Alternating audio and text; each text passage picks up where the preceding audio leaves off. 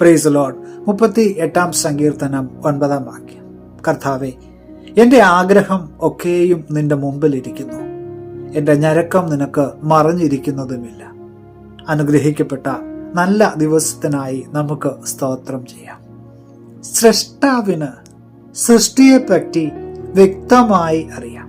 ഓരോ മാതാപിതാക്കൾക്കും തങ്ങളുടെ കുഞ്ഞുങ്ങൾക്ക് എന്ത് വേണം, എങ്ങനെ വേണം, എപ്പോൾ വേണം എന്നൊക്കെ അവരുടെ ആഗ്രഹങ്ങൾ വ്യക്തമായിട്ട് മനസ്സിലാക്കുവാനായിട്ട് കഴിയും. അവരുടെ താല്പര്യങ്ങളും ആഗ്രഹങ്ങളും മുൻഗണനകളും ഒക്കെ സമയാസമയം അതിൻ്റെ ക്രമീകരണങ്ങൾ അനുസരിച്ച് നാം ചെയ്തു കൊടുക്കാറുമുണ്ട്. എന്നാൽ നമ്മുടെ സ്വർഗത്തിലെ അപ്പൻ നമ്മുടെ ഭൂമിയിലെ മാതാപിതാക്കളെക്കാൾ ശ്രേഷ്ഠമായിട്ട് തൻ്റെ മക്കൾക്ക് ആവശ്യമറിഞ്ഞ് അതിൻ്റെ സമയത്ത് ഓരോ കാര്യങ്ങളും നൽകി കൊടുക്കുന്ന ഒരു നല്ല പിതാവാണ്. നാം അമ്മയുടെ ഉദരത്തിൽ ഉരുവാകുന്നതിന് മുമ്പേ തന്നെ നമ്മെ അറിഞ്ഞ ഒരു ദൈവമാണ് നമ്മുടെ ദൈവം. അതേ പ്രിയമുള്ളവരെ, നമ്മുടെ ദൈവം നമ്മുടെ ഉള്ളങ്ങളെ ശോധന ചെയ്യുന്ന, നമ്മെ വ്യക്തമായിട്ട് നമ്മെ മനസ്സിലാക്കുന്ന ഒരു ദൈവമാണ്. അതുകൊണ്ട് നമ്മുടെ ആഗ്രഹങ്ങളൊക്കെയും ദൈവത്തിന് അറിയാം.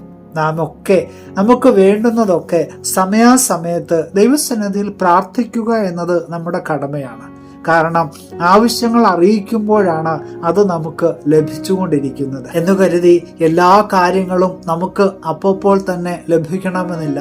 നമ്മൾ മാതാപിതാക്കൾ നമ്മുടെ കുഞ്ഞുങ്ങളൊക്കെ എന്തെങ്കിലുമൊക്കെ ആവശ്യങ്ങൾ ചോദിക്കുമ്പോൾ പലപ്പോഴും നമ്മൾ മടിക്കാറുണ്ട്.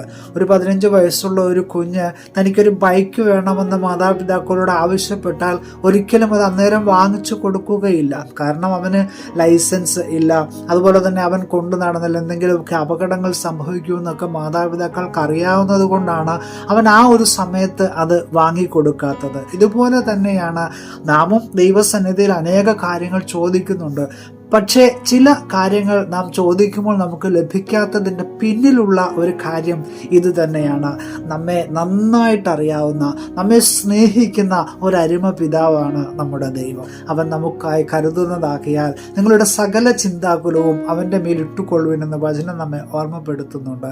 ഈ ഒരു പുതിയ ദിനവും ദൈവം നമുക്ക് അനുവദിച്ച് നൽകിയിരിക്കുകയാണ്. വചനത്തിനനുസരിച്ച് നമ്മുടെ ജീവിതത്തെ ക്രമപ്പെടുത്താം. പുതിയ ദിനം അനുഗ്രഹത്തിൻ്റെ നല്ല ദിനമായി തീരട്ടെ എന്ന് പ്രാർത്ഥിക്കുകയാണ്. Have A blessed day.